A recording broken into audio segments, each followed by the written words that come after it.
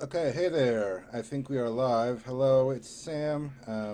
As you can see, happy Friday. I'm here with a good friend of mine, Geoff Matthews, who is not only, who's not on Zoom this time, like I sometimes do, but he's here with me in person in the great state of Texas, visiting us for the long weekend. Say hi, Geoff. Hello I am honored to be here in Texas, the great state. Um, and yeah, Honestly, in July, it's only an okay state. I've been saying it's pretty great here 9 months out of the year. It's tolerable 3 months, but anyway. then in the tolerable, scorching State of state Texas. of Texas at this Yeah, time of the yeah. year. But here we are. Jeff is a um, fellow author, longtime friend, fellow fan and nerd, co-conspirator, former roommate, all those things to me. So I'm glad to, Right back at you. yeah, I'm glad to have him here today. And I wanted to talk to him about for today's writing video about his work in progress story, which is called "The Song of Grayfeathers." I'll let him tell you more about that in a few minutes. But as some of you know, I've been doing interviews with authors, and usually about the finished product. But actually another friend who's been on here before, Corbin, suggested we also talk to authors about their work in progress because that's the stage that many of us are still in, and all authors have had to go through. That they've had a work in progress at some point that was unfinished and unpublished before they got to where they are today. Sometimes before some of us are still there. So yeah, I'm going to talk to Jeff today about his work in progress and his writing process and all that kind of thing. You may have seen him before in some of these videos. He's been with me to talk about favorite books and Tolkien Authors. and yeah, authors, and obviously the big ones like Tolkien and Narnia, who I'm sure will come up in our discussion today. But yeah, I'll let you. So we'll hear about that. But I have some questions for Jeff, and I'm sure we'll get to talking about all kinds of things. But if you're watching, I see we have at least one person watching now. Put your questions in the comments. We want to hear from you. Ask anything you want about the writing process, the just the whole process of thinking of a story and writing it and where that comes from. And either I or Jeff, hopefully Jeff can answer about himself. And if the Song of Grayfeather sounds like your thing, then great. Hey, it's Christopher, one of my friends from online. So thanks for chiming in. Thanks for being here, Christopher.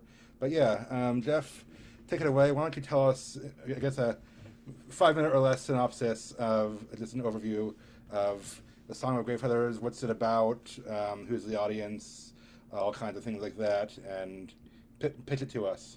All right. Well, thanks again for having me. Oh, you're welcome. Oh yeah, good to be had.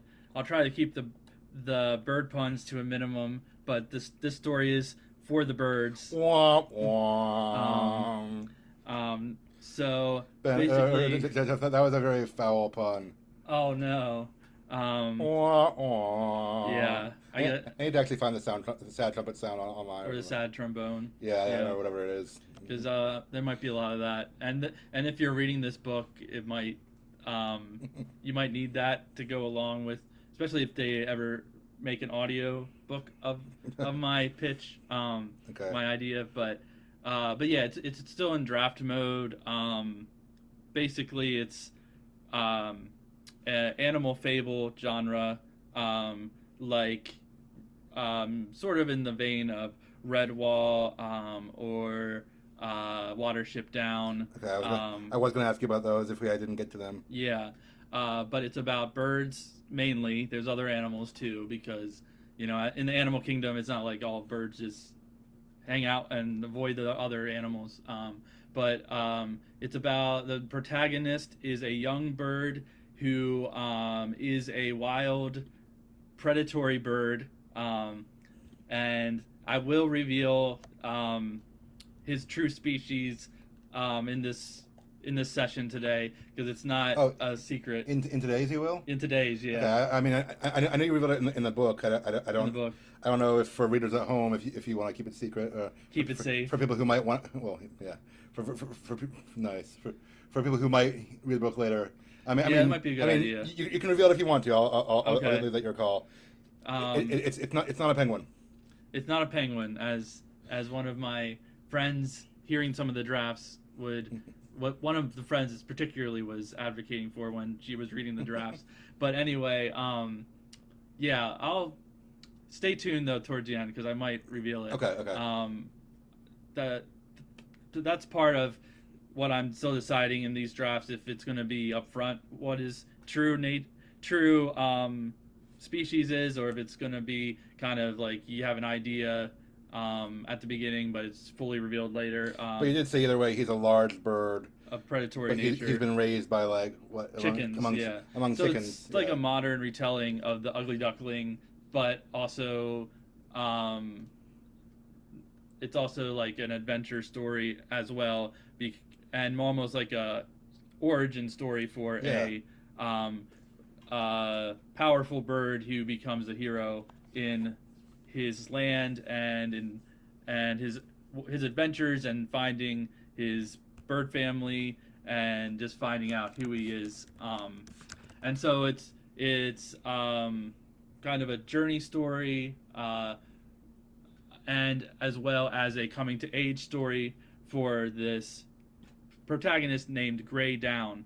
2 words. 2 words. Okay, I wasn't sure. Yeah, it's like down is the feathers of a young bird, and he is gray, and he's born among Rhode Island red chickens. They're causing a stir in the chicken coop because his chicken mom, Helen, the Rhode Island red hen, has not been able to have any of her eggs hatch, leading up to the point where she finds Gray Down and finds his egg, and she sits on it, and it finally hatches, and her first bird is Gray Down. It sounds like all that had really gotten her down. Oh no. So yeah, I think. There you go. Yeah, I like the one comment from Christopher. Thank you. Christopher said, "Stop egging on the puns." So nice. Yeah. So if you don't like puns, I'm just gonna tell you that this video is gonna be hard for you. So yep. So and also you should reconsider your tastes in humor. But he's obviously not a chicken. It's going to be a build up to what he is, as well as a big test as he's trying to kind of figure out if he's supposed to live as a chicken or as he has instincts from his true bird species. He has an inkling, an urge to fly, and he meets different birds as he's trying to contact some resources from the bird communities who will help him find his birth family Nice. and find some answers in life. And so there's going to be some kind of fantasy type elements because it's kind of told through the angle of like the real world. Like there's going to be birds and animals interacting with humans, but it's going to be like it's still our world. It's not like anthropomorphic animals. It's birds you might see out in the field, and kind of like the Toy Story. When people walk away, what would conversations would the birds have with a dog, with a cow, with whatever? It's not like Redwall where there's like a whole fantasy world. It's a little bit more like Watership Down, which takes place in our world, although it's Watership Down is more like serious actually. Yeah. This is lighthearted. And survival, and this is more lighthearted. Yeah. And you say I don't know if you said it is a young adult audience in general. Yeah, young adult, especially because I might as it finishes up, I might offer some possibilities of a expanded universe in my world. Nice. So to speak. The Birdverse. The Birdverse, yeah. But in this will be a standalone story on its own. Sure. But it'll have some more, I guess it'd be young adult because it'll have some threatening situations, some not real deep themes, but at least themes that older kids like ages 12 to or maybe 10 to 12 would pick up on. No, we're all wondering who we are. I mean, we are all have at times, especially maybe during puberty, have had a feeling of being displaced or being like I don't fit in with the people Yeah. around me. I don't look like the people around me. And I mean, there's a lot of reasons for that. And It's psychologized, but it's a common human theme that hasn't gone away in however many years. and understanding friendships and understanding betrayals from people who say they're your friends but don't have the best interest in heart for you. Yeah. No, And so it's going to have uplifting themes. It's not going to have a Christian overt message, meaning it's not the Greyhound's not going to go to a church and have a pastor read the Bible to him, but it's going to be other bird pastors. I don't know. yeah, that would get into a interesting weird theology. yeah, there. real theology of birds, but there will be common Christian moralistic undertones to it. Okay. Because it's about adventure, friendship, and overcoming good and evil. Yeah, that's cool. And yeah, I mean those things. You know, we need, you know, we need good, you know, good books from for good stories from people from and good stories that speak to every age and every you know every life experience. So it's Indeed. cool. It's cool. I'm glad you're chasing that. And I just so everyone knows, I have heard good portions of Geoff's story, at least maybe not the entire thing, but good chunks of it at our in-person writing group. Well, we used to have an in-person writing group. And then it became online. Kind of during COVID and also people moving away, it became online, and now it kind of has fizzled out. But anyway, but still in our hearts. Still in our hearts. Actually, Rachel and I have been trying to host it from here, but it's been cool. inconsistent. Anyway, I'd like to catch up with everyone at some point. Different topic for later, but so I have heard a good chunks of his story, so I'm familiar with it and with the characters in the story and I know what kind of bird Greyhound is. I'm not telling unless Geoff wants to tell. Except you don't know exactly how the reveal is going to be because I changed it since the initial draft. You changed it. Okay. Well, in that case, everything I know is out the window. Yeah. It's flown the coop. Yeah. Oh, wait. We need like a bird pun counter. Okay. Oh, perfect. Sorry, I'm too slow. That was at least 4. I don't know. Oh, nice. Excellent. At least. Okay. Yeah, that's enough. I mean, it's not enough, but well, yeah. I guess you and I are just birds of a feather who always tell us. Birds of a feather. Anyway, next question. Yeah. Okay. Okay. I guess I did want to mention, sure, if it's okay, a verse that kind of inspired it. Go for it. And Greyhound, once he, actually from the start, his mom, chicken mom, gave him the real name of Steadfast. That's right. But as a joke, because he's gray and fuzzy and doesn't look like normal chicks, the hens call him Greyhound as a nickname, pet name.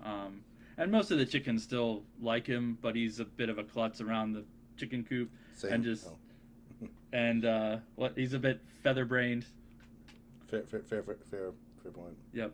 But the verse is 1 Corinthians 15:58. Therefore, my beloved brothers, be steadfast, immovable, always abounding in the work of the Lord, knowing that in the Lord your labor is not in vain. Nice. I do like that one. Yep. So he's really called Steadfast, but as far as everyone in this story calls him or knows him as, it's Greyhound. Okay. Yeah, because it seems like Greyhound was the name he went by in the story from most of it. So that's cool. You're already fulfilling fantasy tropes by having characters with like multiple different names, like I don't know, like Aragorn, Strider, whatever else he's called. Anyway, yeah. Yeah, and then we'll get to that. I believe of inspirations. Yeah. Okay. Well, as we go. Yeah, I was going to ask you next. What inspired this story? I mean, I know we talked about Red Wall, Narnia, Watership Down, at least in passing. I'm sure. I know you're a fan of all of those. Yep. So I'm sure they've all, although in some way, maybe subconsciously even inspired you. But actually, I only recently read Red Wall after I started this because people said, "Oh, you should check that out." Okay. But it was more, obviously, Narnia and The Hobbit, Lord of the Rings were big inspirations. I would say Watership Down, although this is, like we said, isn't as serious as that. It's in the, had yeah. I some mean, of a they could have similar audiences for yeah, sure, for sure. and the fact it's from the animals' perspectives in a Right. real world, but from the animals' viewpoint. That's like a bit of Watership Down. I'd say another big one with as far as the journey aspect of it and the traveling component, how he leaves. Grey Down eventually realizes he can't. Um, he's not. He's not able to fit in the chicken coop. He's outgrown it. Like literally, Literally like and not he doesn't just not fit in. He doesn't. a little bit of that too. But Literally and he figuratively. physically does not fit. Okay, okay. Yeah, and he just needs to find his not just find his destiny, but his mentors at the hen house give him a specific destination or person to find in mind who will basically a bird community of scholars in the bird world who can help him Yeah. find his birth family. And so that gives him kind of his what's it called, MacGuffin sort of Or type thing. or like the inciting incident on the hero's journey. Yeah, here in Yeah, Hero's yeah, Journey, yeah. And so I would say Pilgrim's Progress Nice. that comes to mind as far as he's going toward the destination and certain things distract him on his path. Maybe Poultry's Progress? No. Poultry's Progress. That was dumb. Yeah. Good one. I just think it's cool. It's fun that you have like this bird community of scholars, and I mean I've heard some of it, and it is delightful. It's what was the college called? I'll leave some surprises, but one group is called the Call, the CAW, right? CAW. I think it's Chapel Hill or I think Academy of Wings. Yeah, Chapel Hill Academy of Wings. And it spells caw. No, Chestnut Hill. Okay. Chestnut Hill Academy of Wings, CAW, CAW. Nice. And it's at a human college, like in the woods of in a wooded setting called Chestnut Hill, and in this human college they have an abandoned gymnasium where the birds have taken over and do their own schooling and teach each other how to have a bird choir and how to like forage and how to be a proper bird. And there's just like in schools in the human world, there's different opinions from the bird philosophers of how to be a good bird scholar, and some say no, we need to teach our fledgling birds from the trees, and others say, well, let's use the humans version of structured classrooms, and so there's egos, and there's only going to be like a hint of that, but Grey Down gets in the middle of that. And the leaders, the dean and the leaders, the professors are mainly crows, who are very intelligent birds, and so they're the academics of this area of this bird community that Grey Down runs into. Nice. But what did you have one particular inspiration for this story, or did you just I mean, did it come to you what made you want to write a story about birds? That's good too. About 10 years ago, because this has been a off and on project as life interruptions have happened, but what first gave me the idea was a sermon I heard about, I almost gave it away, about a certain type of bird that has a lot of mention in the Bible that might give it away. Yeah, that's true. And so the sermon was just using the analogy of this type of bird in the Bible, and how it relates to the Christian life. And so this bird, for one thing, is has a very good eyesight. So that's one feature that Grey Down's gonna learn throughout his adventures, is how can he use his keen eyesight to help him out of side scraps and out of the there's going to be a bigger threat. Not, it's each of the threats in this story are going to be pretty minor because it's pretty lighthearted, but there's one particular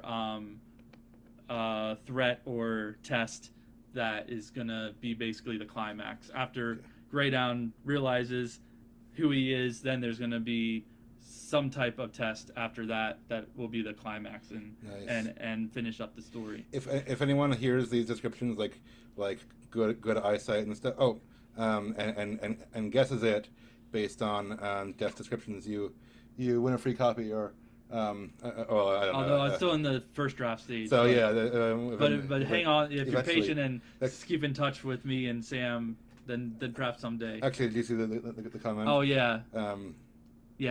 Christopher's guessing it's an eagle of some sort. Your call if you want to confirm or deny. Call like CAW. Yes. Yeah. I might confirm at the end of the segment. Okay. We'll see. So stay tuned. We'll see. But good guess. I'll say that. So you heard the sermon and it just made you, inspired you, and I mean, in addition to your love of these stories already, and it made you want to write this fairy tale fable kind of story. Yeah, and it kind of made me think of like what kind of if these people in real life were like a bird, like this community of people. Like I have a group of hipsters who make an appearance, but they're in the form of vultures. That's right. I remember that now. Yeah, so they're and so it made me think of if this person in my life, or this not community, but like this caricature was a bird, what would you be? Make some funny. I've heard I've heard his descriptions, and it's delightful, like parodies of different subcultures and things like that. And it's just fun. And I have a when you're ready, I have a snippet I can read that has a character Greydown interacts with on his journey, and it has a little taste of maybe some of the you might be able to catch through the snippet some of the inspiration from like Tolkien or other works. Yeah, go ahead. Let's see. Okay, cool. Hear a snippet. And so, all right. Please pause while please stay tuned for technical difficulties. I mean, yeah. Getting open to the right page. Yes, we prepare beforehand. We're professional podcasters. Nice. Yep. All right. All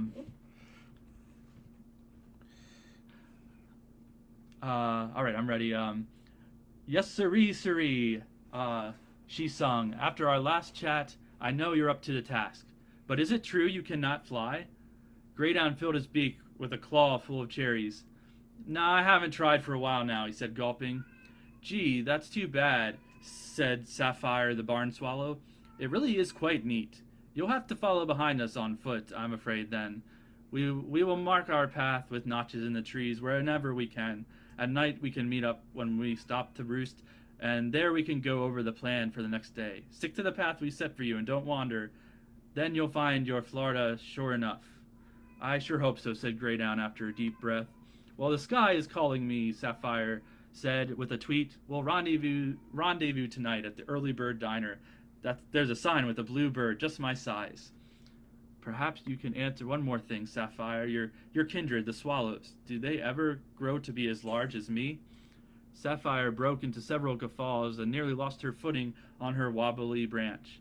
After fluffing her blue feathers, she wished him a happy journey and sped on her way to join the rest of her flock. Stick to the path, my friend, she tweeted in the distance. Don't dawdle. Greydown picked a loose feather, and his stomach grumbled once again. I better get started if I'm to meet the swallows before nightfall, he said, but maybe there is time for a quick snack first. By now the sky was brimming with rows of families in flight, turning head and beak toward the south. Many of them were in a merry ditty, and after a moment Greydown could hear the words and detected that they were all together sharing the same song. Each family took a verse in turn, and a section of it is transcribed here. The Tomtits. Leave behind your twigs and brush. Don't you know we're in a rush? With a whirly whistle wing we southern bound. The Flickers. Say farewell to northern nest. It cannot join us on our quest. While we warble witty whoppers, off we go. The Finches. Drop the barley from your bill. Free your beak to join our trill. When we render winsome whoopings on the flight. And the Buntings. Do not stop to take a bath. Upwards, upwards to our path, where we're whisking whips of whimsy in the clouds. All together. Once the southward journey's done, let's warm our feathers in the sun. Oh, what fun! Oh, what fun! Tropic sun, tropic sun. At last, when spring comes anew and bright, let's return in northward flight. Home in sight, home in sight. Such delight, such delight. Nice. That's delightful. And then the poetry and songs especially make me think of Redwall or Lord of the Rings, or Lord of the Rings is this epic tale. You still have these small creatures called hobbits who are all about drink and song and stuff. And, Yeah, yeah. It really, in the midst of the deeper yeah, things going on. it really so like this having that in there, I think really helps you capture the feel you're going for. The right tone and the merriment and the familiarity for at least a lot of readers who like those things. So that's cool. And it's really just birds kind of doing what they're doing naturally. Yeah. And Greydown sort of in the middle of that with his side adventures. Okay. Yeah. Great. Thanks for sharing. So that's a little taste of Thank Greydown or of Grayfeathers for anyone who's interested in this kind of story. You can hear more. Maybe one day, hopefully. Yep. And Christopher, thanks for the compliment. Oh, good. Yeah, he said he loves the poetry.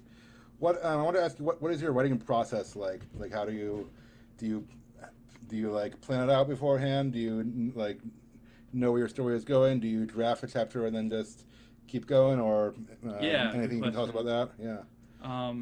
And right now, as I mentioned, I'm in the first draft stage, so I think I'm just gonna focus on getting start to finish of a draft together. Sure. I've still got about 2 chapters that are just an outline that I got to get as written down as a chapter. That's the first step. Yeah. Yeah, and then at that point I can see a lot of refining in store. There's some things I'll need to either cut or break up differently. So you do, but I am an outliner. Okay, so you do outline things.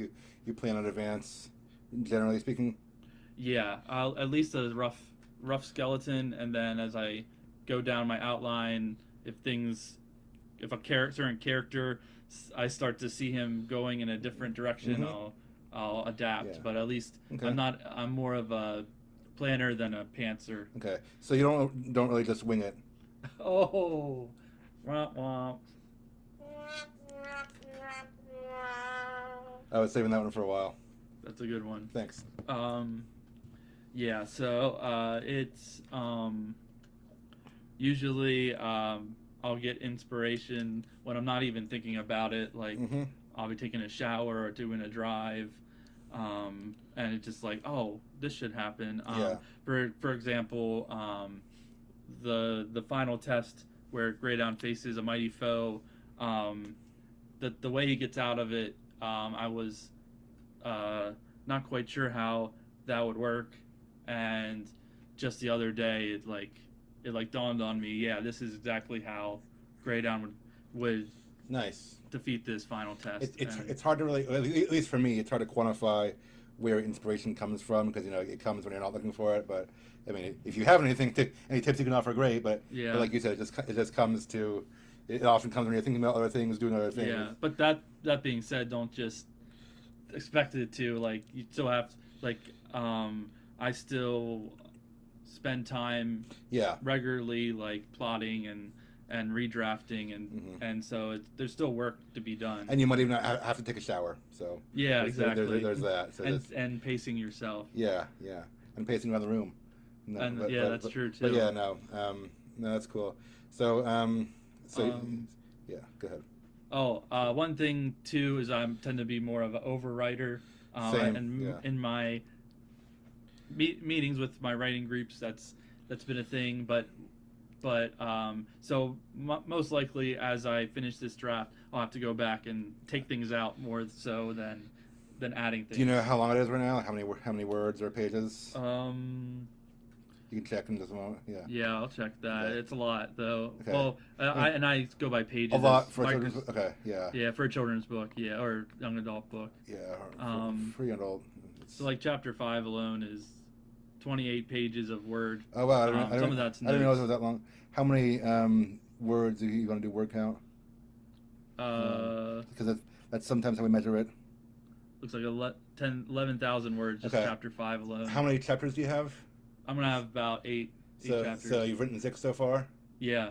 That's about 60,000 words. I mean, if they're all similar length, that's 60 to 70,000 words, which is, I think it's not bad. I mean, I know there's Yeah, over Writers Unite. Yeah. there are different audiences. I mean, Right. I was told, well, I was told like for my debut novel, but an agent told me maybe 125,000 is something to shoot for, and some people say even less than that. And yours but was mine is intended for adults. Adults too. For probably Yeah. 20 to 30 somethings. But for a young adult novel, I mean, in my unprofessional opinion, I'd think that's a good length. But I understand you still want to edit yourself and cut the fluff and make sure that the words that are there trim are the feathers. yeah, nice.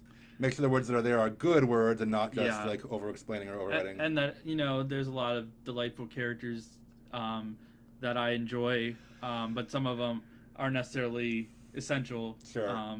There's and real quick I can go over Greydown, but there's one or other two important characters. There's Tom the Gobbler, That's right. his teacher as a chick. And he's a turkey, right? And yeah, the turkey in the barnyard, or not the barnyard, it's a chicken coop in a country home. But yeah, around the chicken coop there's a gobbler gives an interest in Greydown's upbringing, since he doesn't fit the mold of the other chicks. Mm-hmm. Then later on, there's a falcon who helps Greydown learn to fly, Fleetwing, and then there's a couple birds at the bird school who assist him as well. And there's a calf he meets along in one of his journeys, a baby cow named Strawberry. That's right. And so so there are characters who aren't birds as well. Yeah. There's a dog named Samson who's kind of fun around the country house with the chicken coop. So there's a nice mixture, and there's one or two humans who have minimal interaction. Okay. Yeah. I mean, and I know the humans can't really talk to them, or I mean, whatever, but through the animal kingdom. But yeah. Yeah. Okay. At least in this. Yeah. From In the this bird's perspective. Right. Well, all that sounds Falcon awesome. Nice. Was that too edgy for this podcast? I don't know. Or for this video. Anyway, yeah. For now. That was not good. Anyway. But yeah, did I answer that question? Yeah, about I think so. About writing process and how you kind of get inspiration and go through your process a little bit. Yeah. You do at least rough outlines. Yeah. And there's a couple characters who I mentioned before, like even people in my life kind of resemble some of the characters in bird form or animal form, kind of like how and other writers do this too. Like I know C.S. Lewis thought of like I think Puddleglum was based on one of his gardeners or something. I heard or something like that. I thought I heard either Lewis based the character on Tolkien or Tolkien based one on Lewis. Oh, that's probably true too. I can't remember.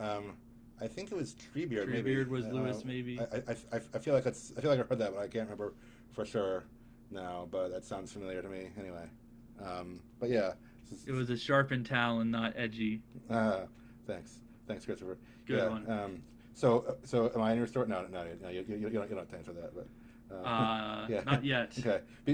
Be careful if you not to anger Geoff or any writer, because they'll make you a character in your story, in their story. That's how they get vengeance. Yes. Yeah. But okay. And I was curious. How long have you been working on it? You said you heard that you got your inspiration like 10 years ago. How long have you been? Yeah. How long has it been? About my senior year of college. Yeah. How long has it been? Do you think that you've been like working on this story then? All 10 years. It's just off and on. Off and on. Interruptions. Sure. I understand that. I started my first draft in 2010, and I mean, I had like at least 5 years. I didn't really do anything with it, but yeah, it's I've been there. So okay, and yeah, so it's coming along. Cool. What is? Let's see, I was going to ask you what has been. Or no, this is an important question for all of us. When I've asked some people on here, like, what's the hardest part of the writing process, and well, people always say finding time to write, which that's definitely true. I think that's kind of a different issue than the writing process itself, maybe, but it's still an issue that we face. I know Yeah. I know you have a day job and a life, and and you're in school. You're working on your master's. And Yeah, so it's had and Grey so, Downs unfortunately had to take the yeah, back burner yeah, sometimes. which is why it's been 10 years, Yeah. and you're still working on it. So I guess I would ask you, how do you find time to write? In your busy life, do you have a disciplined writing time, or is it just kind of in spurts of inspiration? Like, what do you?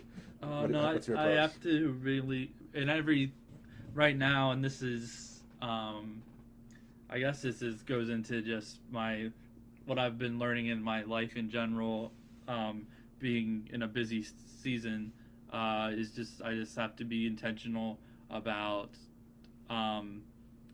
blocking out important things that are important to me to do on a daily basis. That's true for all of us, and for yeah, anything you want to pursue, but definitely true for writing. yep. And so I'll usually pick a certain day, so that I at least have one day a week, if not 2 or 3 days a week. That's good. Where I just, as long as I'm, up to date with the other things I need to be up to date on, I'll set aside time just to work on Grey Down's story, even if it's just putting.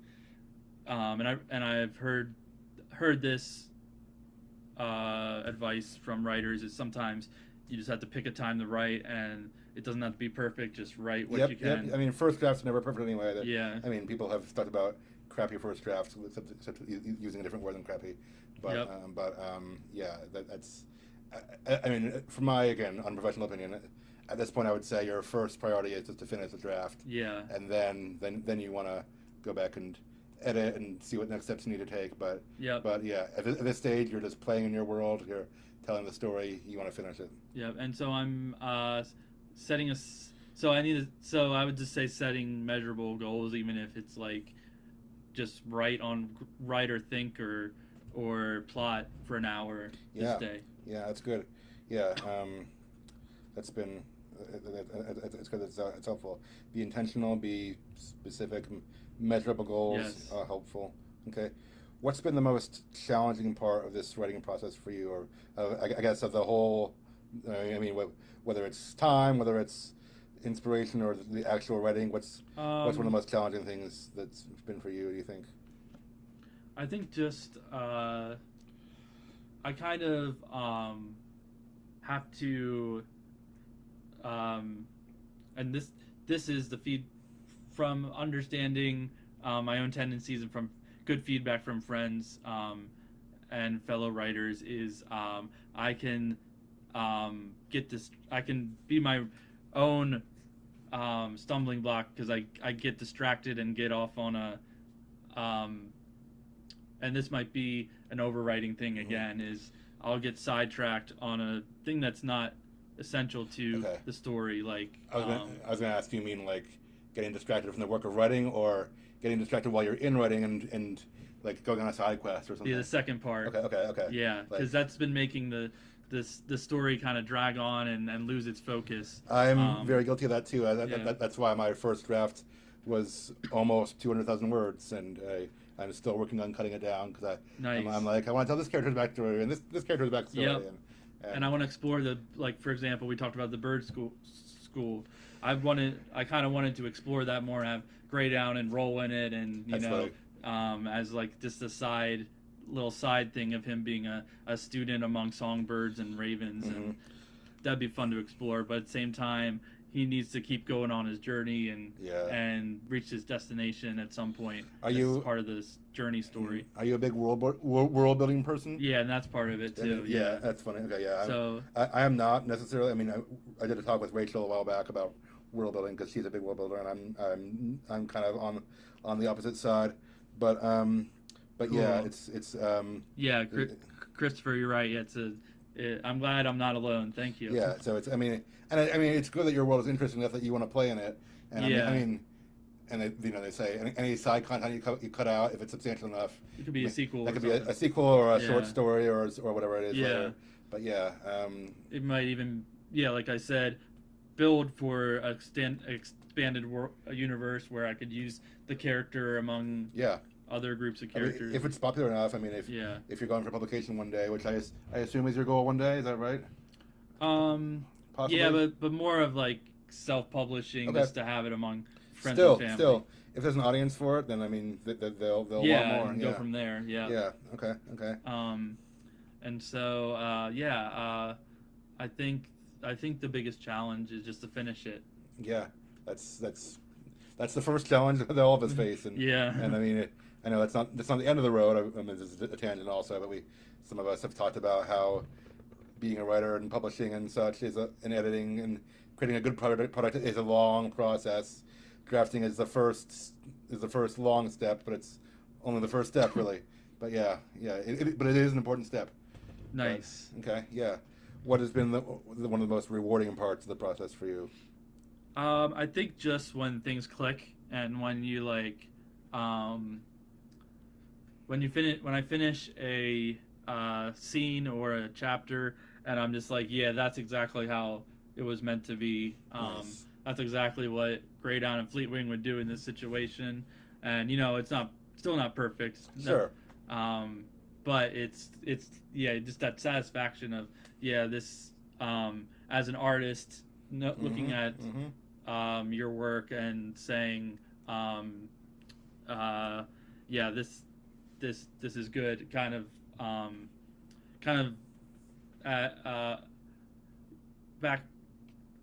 reminds me of a taste of what God as the creator looked at his creation when he created the earth and said this is good. As artists, little artists, we can do this. That's cool. The same. That's cool. No, I like that feeling. I mean, it's hard to put it into words. You're right, but it's like the feeling of just I have accomplished something, or for me, it's like I have a scene in my mind. Maybe a short scene or a few lines that are. I don't plan it exactly, but I have a few. Like I can see in my mind what I want it to look like, what I want it to happen, and then when I actually get it on paper, and then I'm like, oh yeah, like that's the thing I've been looking for. That I've been waiting to tell. And nice. It's cool. Yeah, it's a good feeling. Okay. And just the fun of it. Yeah. It's fun. I mean, exploring. and it should be. Yeah. Yeah. It's your sandbox. Yeah. Whatever else writing is, or maybe for you, if it's a hobby or eventually a big pursuit, it should at least be fun. And I mean, if it's not, then why are you doing it? Yeah, if it's not, why are you wasting your time? Yeah. Yep. That's good. I mean, not to say that it's always going to be like there won't be right. challenging, of course, hard work, but yeah, it should be fun. Or why else are you doing it? That's right. Is there a specific maybe character or storyline or scene that you're really excited for, or just really excited to tell people about? Anything else? I think that finale. I'm really looking forward to that final test Greydown will have once he says, oh, okay, this is the type of bird I am, and then that challenge comes and he has to see if he lives up to the name of that's his bird. That's like the climax you were saying, right? Yeah. And he's like, okay, they're saying I'm this great bird of prey. Can I live up to this? And then he has a challenge. The whole coming of age, like hero's journey, identity thing of like, can I, do I have what it takes? Do I have the, can I be the hero or be who I'm supposed to be? Right. Yeah. That's still. It's something that people still deal with, and it's a universal theme. It's part of being and human. Nature versus nurture. Like, am I this way because they're saying I'm this way, or because actually I've been learning from all these other birds up until this point, like my chicken mom and gobbler and the falcon. Yeah, very good. Okay, that's I can imagine the climax being. I mean that should be one of the most exciting parts for the reader and hopefully for you too. That's good. And so I guess I'll give a little bit of a reveal if I'm fine with doing that. Okay. Good. Since your call, but if you want to, sure. Yeah. So Christopher, you mentioned you think it might be an eagle. Well, you're right. It is a type of eagle. Dun dun dun. Surprise. Yeah. And very 4th of July also. That's true. So happy almost 4th of July, you guys. Yeah. Yeah. But what type of eagle and how that comes about, and how that there's going to be an interesting way it is revealed that he's an eagle, and that he confirms that's who Greydown, that's where he came from.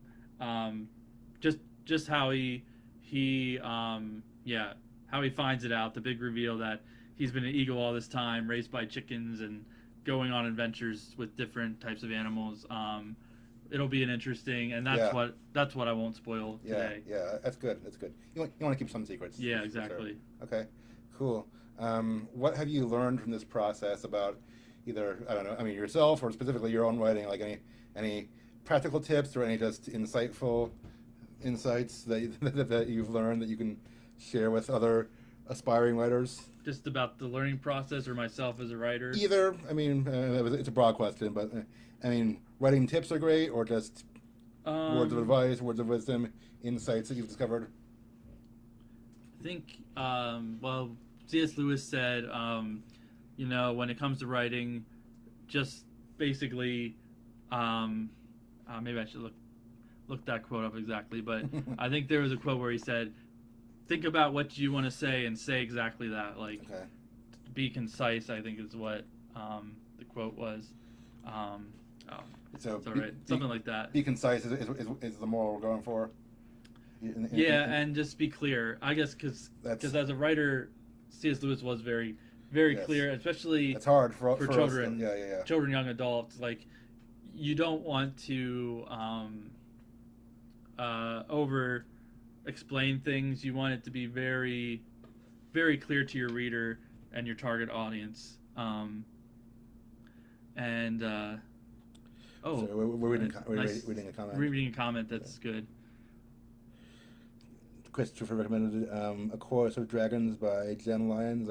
I've heard of it, maybe just from you, Chris. I haven't read it yet, but it's also a magical fantasy story. Yeah. I like that type of magical or fantastical element to it. And this, although like I said, my story takes place in the real world, but from birds' perspective, there's still a magical element. That's fantastic. I mean, you're seeing birds act like humans, so at least in the most basic sense of the term. I mean, it's I mean, even if it's not like spells and wizardry, it's magic in the sense of just like story magic or fantasy world.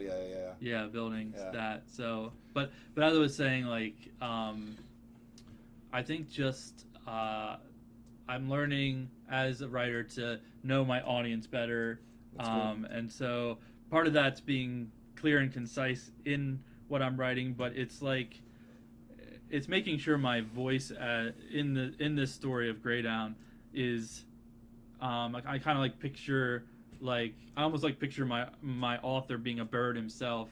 Nice. Talking to one of my nieces across the table or young kids I know, and just having a conversation, down to earth conversation with them, and saying this is the story of Greydown and his adventures, and just having fun with it. Okay, that's cool. Yeah, good deal. Yeah, I know being concise is a big struggle for me too. But I mean, I've gotten better, but it's an ongoing learning process for me. Yeah. So okay. Well, I think we've touched on this certainly. I was going to ask you one of the last questions is what's the next step for you in this story, but I think we touched on that. Yeah, is this finishing the first draft? How about after that? Do you know? Then after that, I'm gonna try to self-publish. Yeah. That's okay. I mean, I'm gonna edit heavily. And I'm gonna cut as an overwriter. I know I'm gonna have to cut things, and then I'm gonna, probably do a edited second draft and third draft, as many as needed. But push towards self-publishing. Okay. Yep. Cool. You heard it here, folks. So when you see Greydown on the shelves in a few years, or Grayfeathers on the shelves, you heard it here first. You heard it from the eagle's mouth. Eagle's beak. Yeah. But you really should get on that self-publishing journey, because you know what they say: the early bird gets the worm. Oh. Nice. I just need to skip up that one, and so I hope that will be the case, and it won't be the case that I'll fail and nothing will come of it, and instead the voice I'll hear is nevermore. No, I think people will be raving about this book. Wah, wah, wah. I'll see about that. Yeah, and yeah, so stop And holding. I hope people give a hoot about it. Nice. Yes, so stop holding back and just spread your wings and fly.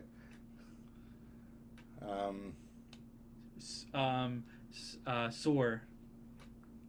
Sorely I will. Okay, I'm not I don't good. know. I think we're I've reaching the end Yeah. of this segment and maybe the whole thing. Okay, where can people follow you online? I mean, I know you just said you're on Facebook. Do you have? Are you like doing writery things on other accounts? Not at the moment. But if I do, intensely focused on I'm gonna finish writing and his studies and stuff. Once I do, as I finish this, I might do a online account and I can maybe go through Sam here to post that. Sure. I mean, I'm glad to help with what I know. I mean, I'm still on the journey myself. I wouldn't say I've arrived yet as an online personality or anything, but I'm. But you could post my email in the comments if you want Okay, to, Sam. In the meantime, Sure. It's GAMwriter GMwriter at Gmail. And as this is ready, if I publish it some days, I hope to maybe I can become more of a public presence. Yeah. That is Geoff with a G. So not like JEFG, but like GEOFF. And a O. Yeah. And it's great on with a Grayfeather, Song of Grayfeathers with an E. With an E and 2 words, right? Yeah. Yeah. Okay. It's not okay. It's not letting me post your email in the comments. I wonder if that's something about community. It says something about community standards. Anyway. Okay. Anyway, but you just said it. So gmwriter@gmail.com. If anyone wants to. Or just check with Sam. Yeah. You can get to me. Christopher in the comments said, Chris Fox is a self-published author with tips on self-publishing books when you're ready for that stage. Thanks for the advice. I have not looked into him yet. Maybe I will. Thank you. Also, so we'll see. Yeah, I'll check that out. Okay. And I like that Chorus of Dragons. I'll add that to my list. Yeah. Well, okay. Thanks for being with us today and sharing some of your journey and some of your story and insights with us, and just the things you've learned. Yep. Anything else you want to say for the folks at home before we sign off here? Also, this, besides just the writing portion, I've learned a lot about birds in this research for this story. Oh, yeah. And anyone who also likes birds in general, there another plug is there's this game called Wingspan where it's all kinds of different it's a board game that we've birds you learn about. We discovered it a few years ago, and Geoff bought it. The board game Wingspan. If you're a board game fan, a bird fan, it actually is fun. I played it with Geoff, not in a while, but I have, and it's if you like strategy games, which I do, it's fun. So and if you like feathering your nests, yes, and hunting game. I was gonna make a pun about bunting. Like game as in something you hunt and try to connect it to it. It didn't work. Anyway, I'm just trying too hard. I was like one last pun for the road, but no, that's okay. That's okay. Yeah. Okay. Cool. Awesome. Well, yeah. Thanks for having me, and I'll be glad to, share more as things develop, but also to tune in more for how. Who your next guests and your next topics? Yeah, I do have another author coming next week. I think there's an event for that on my page. Samuel N. Harris. His name is DP. I hope I'm saying it right. Limegruber or Limegruber. I actually need to confirm with him, but DP Limegruber, and has written some. I think the Saintess Chronicles. It's called. I think it's also young adult. Anyway, I'll have him on next week over Zoom and stuff. Streaming, so that'll be cool. But thanks for listening, thanks for watching. Have a happy Friday and a holiday weekend, everyone. And that's all, yokes. Wah, wah, wah. Okay. One last for the road. Yes.